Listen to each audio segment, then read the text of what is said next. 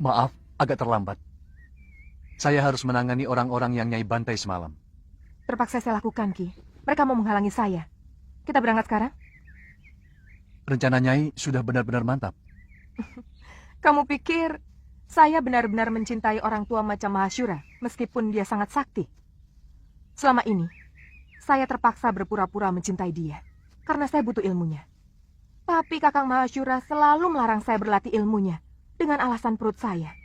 Bagaimana nanti dengan anak Kakang Mahashura yang sedang Nyai kandung? Ini anakku. Aku sangat yakin anak yang aku kandung ini bukan anak Kakang Mahashura. Karena ketika dia mengawiniku, aku sudah 2 sasi terlambat bulan. Aku akan kembali ke padepokan dekat Gunung Parang. Mari, Nyai. Aku akan menghimpun kekuatan dari perguruan Halimun Petak.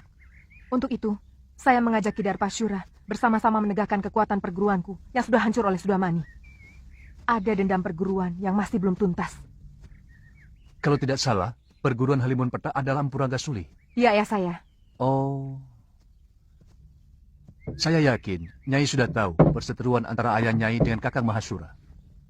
Itu kenapa saya harus minggat dari Sugalu. Siapa nanti yang akan menjadi guru di sana? Kamu sendiri, Ki. Nanti kalau anak ini sudah lahir, aku yang akan menggantikannya. Sangat janggal kalau sebuah negara tidak memiliki raja. Selama Gusti Prabu Anglingdarma meninggalkan negeri Malwapati, rakyat kita seperti ayam kehilangan induk. Tidak memiliki kebanggaan sebagai rakyat Malwapati. Bahkan, mereka cenderung menjadi bangsa yang rendah diri. Lalu, mau apa, Prameswara? Mestinya Gusti Patih sudah harus mengambil keputusan. Keputusan? Ya, terus terang. Kesetiaan Gusti Prabu Anglingdarma kepada negeri Malwapati mulai saya ragukan. Mungkin karena beliau hanya sebatas mantu dari Gusti Sepuh. Sebenarnya, Gusti Patih jauh lebih berhak untuk menjadi raja. Karena kalau saja tidak ada sayembara memperebutkan mendiang Gusti Dewi Setiawati, maka Gustilah yang seharusnya menjadi raja. Sayembara itu yang mengadakannya adalah aku, bukan Romo Prabu. Dan pertaruhannya adalah tahtaku. Di samping adik kandungku yang sangat kucintai, Dinda Setiawati. Sesudah Gusti Dewi meninggal tanpa anak, apakah hak tahta kerajaan Malwapati ini juga masih dimiliki Prabu Anglingdarma? Atau sebenarnya sudah batal? Terus terang, kami tidak pernah berpikir sampai hal itu. Saya tetap rela adik Prabu memegang tampuk kekuasaan. Meskipun Dinda Setiawati telah tiada. Ini menyangkut tanggung jawab beliau, Gusti Patih. Sungguh sangat berbeda. Seorang pewaris asli dan seorang yang hanya menerima pemberian. Jangan menggoyah keyakinanku, Katuanda. Janji seorang satria itu pantang mencela-mencela. Pagi kuning, siang merah, malam hijau. Gusti akan membiarkan negeri ini semakin kerdil, tanpa kemajuan setapak pun. Karena tidak adanya raja.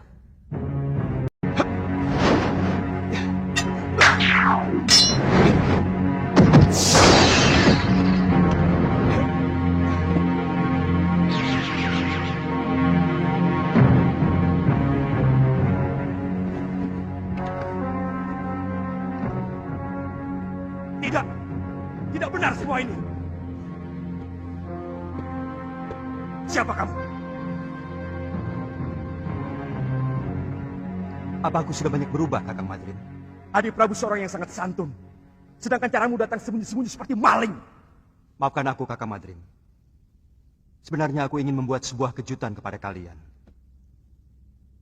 Tapi mendengar pembicaraan kalian barusan membuat aku kurang bernafsu. Maaf, aku masih menyaksikan kebenaranmu sebagai Prabu Anglingdarma. Apakah kamu sanggup meyakinkan aku bahwa kamu adalah rajaku? Kamu menantangku, Kakang Madrin? Aku wajib meyakini kebenaran dari raja negeriku.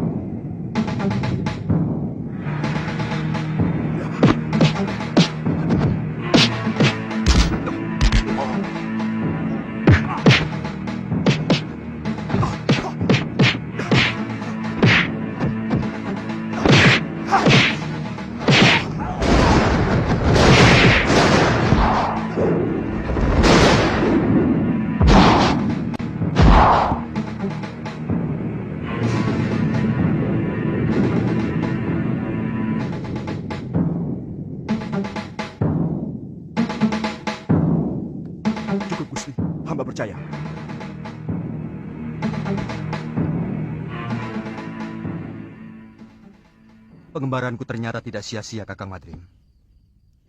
Aku bisa melihat langsung apa yang terjadi di kalangan rakyatku.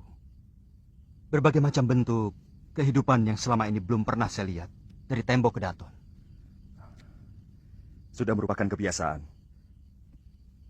Seorang prabu biasanya cukup melihat kehidupan rakyatnya lewat laporan para tumenggung dan adipati. Adipati menerima laporan dari para kubu dan bekel. Bekel menerima laporan dari Jagabaya dan para kepala kampung. Itulah kenapa banyak raja yang menjadi membambung. Maksud adipati, Banyak rakyat yang menderita, tapi raja tidak mampu melihatnya. Tidak sedikit rakyat yang menjerit karena penderitaan mereka. Tapi kuping raja sama sekali tidak bisa mendengar. Karena semua laporan kehidupan yang masuk ke dalam kedaton sudah disaring dan diberi bedak. Supaya kelihatan indah, adem ayem, toto tentrem, kerto raharjo. tidak baik seorang raja harus memikirkan hal-hal sepele seperti itu. Semua itu cukup ditangani oleh para rakyat dan tumenggung. Sebab ada yang jauh lebih penting dari urusan tetek bengek seperti itu. Adalah bagaimana supaya bisa menjaga wibawa. Pengembaranku selama ini membuka mata dan telingaku. Bahwa ternyata rakyat tidak pernah peduli. Apakah rajanya berwibawa atau tidak. Yang penting bagi mereka, apakah raja memperhatikan nasib mereka atau tidak.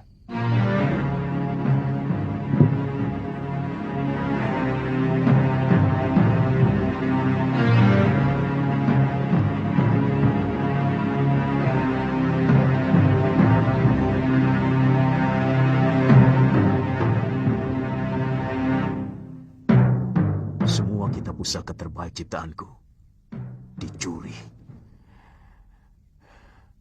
Aku yakin ada orang lama perguruan Sugalu yang mempengaruhi istriku.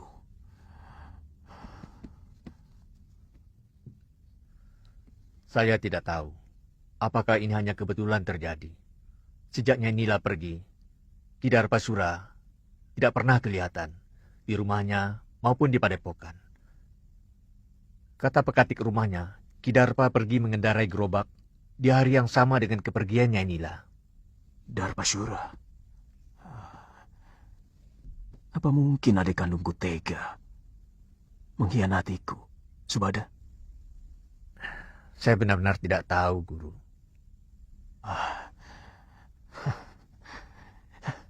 Siapapun boleh meninggalkan padepokan Sugalu ini. Tapi tidak dengan cara buruk seperti ini.